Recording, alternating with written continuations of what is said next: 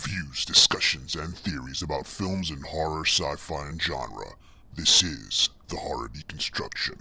Like, share, and subscribe to hear more. What's up, everybody? It's The Horror Deconstruction. You can find us on Instagram, Facebook, most likely on YouTube. Give us a like, share, and subscribe. Hit that bell icon. 31 Days of Horror with your host, Comp.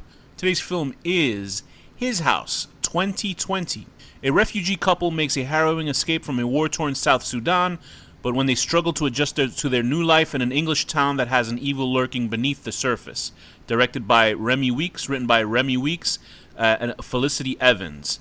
Also, Toby Venables, starring Soap Derisu, Wunmi Mosaku, and Malaika Wakoli Abigaba. So, why did I pick this? Well, it's readily available on Netflix, and I had heard very good things about this film.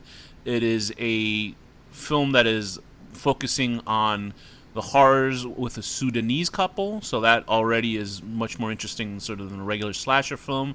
It's a ghost tale from the perspective of a different nationality, a different, sort of lifestyle, which is welcome because you're trying to find something new in the horror franchises out there. With so many fucking Jason Voorhees and Michael Myers movies I can watch, or fucking The Conjuring shit. It also has Matt Smith in it for a couple parts, but which is nice. He gives them a little star power behind the film. But the film really relies on the two main leads, which is Soap Derisu as Bol Major and Wunmi Mosaku as Rial Major.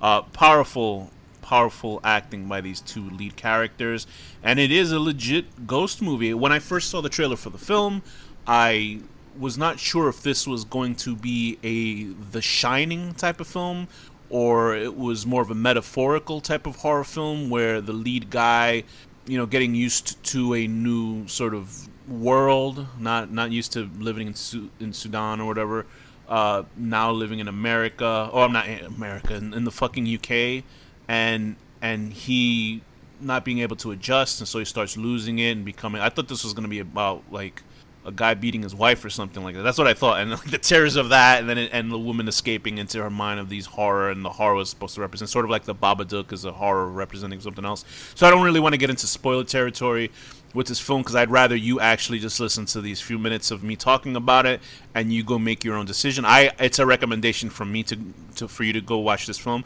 So let's get into what this film is actually about. So this couple, obviously, they get out from this horrible situation in Sudan where all these sort of rebel factors, not even rebels, just people just killing each other left and right over there for power and for land, taking land and all that stuff. So they happen to get out with their kid. We're sort of with their kid, and we're sort of led to believe, or led to the information that their child had passed away, drowning, right? So this is something that, and it's not overly stated. We do get an overly statement towards the end of the film with a good reveal. Fantastic twist in this movie also with all these characters involved.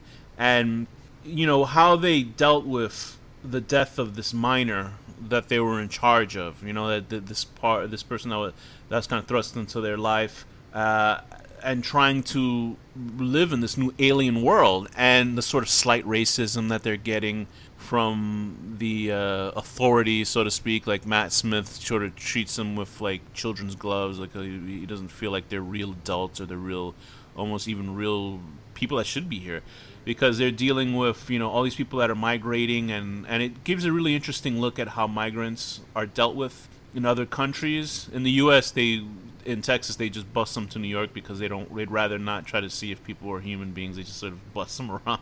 So that's just how it is in the United States. So people are afraid of the others, so I guess we'll find out. But in the UK, they sort of put them off into these little strict row houses, and they check their paperwork. They say, hey, we find out who you are. If you're good enough to be a citizen in this country, then we'll help you out for the time being, but don't get a job, don't do this, don't do that. So you're sort of under a sort of weird house arrest as they check your background and see if you're worthy or you're not a total like super criminal that would screw up this opportunity.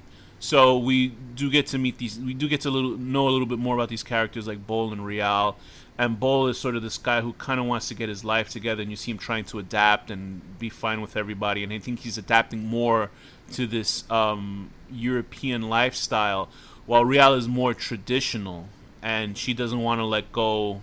Not that she wants to go back, but she doesn't want to let go of her more traditional life bringing. So there's parts where I guess they eat mostly with their hands, from where they came from, and he's more like, oh, where's the knives and fork? So he's trying to adapt more because he seems to be more of a guy, and it does make sense towards the end of Bull as a character who is trying to adapt and survive any means necessary, and I mean that any means necessary, while Rial, who is also a survivor, likes to hold on to the past. So this movie is about accepting the tragedies that have happened into your life, and whether that makes you a better person or not, or you try to push them away.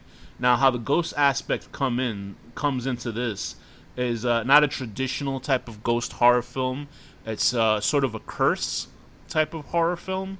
But the ghosts are there in plenty, and there's a great, like a fantastic ghost sequence in this movie that's all tinged in red, and just it just feels very. This is a very spooky movie, because there are some jump scares in this movie, and I don't know how people say, oh, why people don't like jump scares. And there's jump scares in every movie. The Conjuring is all built on jump scares. In Hereditary, there's jump scares where his mom jumps out of the shadows. That's a jump scare. So there are jump scares in this film, and they are indeed chilling, and it's a very unsettling thing, especially with the curse, especially if this is sort of the curse technique that we're not used to in American films. And what the reasoning why the curse is happening. It's super interesting. Great acting from everybody involved in this film. The direction is sleek. It's clean. There is no wasting of film, as in just there's no bad shots in this movie. It's interesting. There's a sequence where Rial is trying to find, I believe she's trying to find a doctor and just check up on herself. And there's racism towards her, but from people of color from the UK.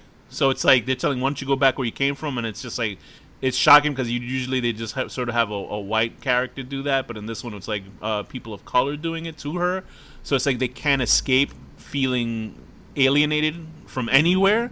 The ghost effects and like the zombie, I think there's a lot of digital manipulation, but there are makeup effects sort of things going on, but they work well with this type of film. It's just that the movie has this eerie aura about it that makes it work 100%. It's not like constant, oh, there's a scary ghost here left and right, but the setups towards the scary sequences are what makes it work the best.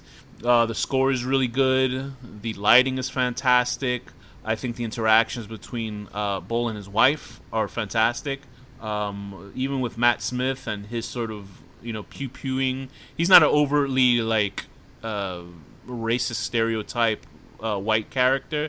He just seems to be like one of those stuffed shirts business guys that knows that he has to run through hundreds of people like this every day, and his sort of ineffectiveness or not caring is another factor in reality when dealing with migrants. So that's a very scary aspect. So I would say anybody who is an expat from wherever country they're from, or a migrant, I think this would be a doubly effective horror film for them, just to see how the horrors of a new world, leaving the horrors of your old world, and adjusting and trying to be normal when there's a supernatural element trying to take over your life when you're trying to, and it is very nerve-wracking where these main characters are trying to keep it together when there's something going crazy, in your life that you cannot explain or control.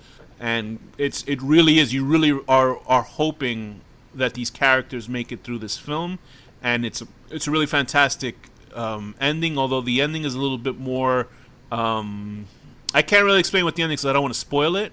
And it's not a disappointing ending at all. I really liked it, but it's a film more about of acceptance of the past than it is to physically fighting a monster or overcoming some demon or something like that.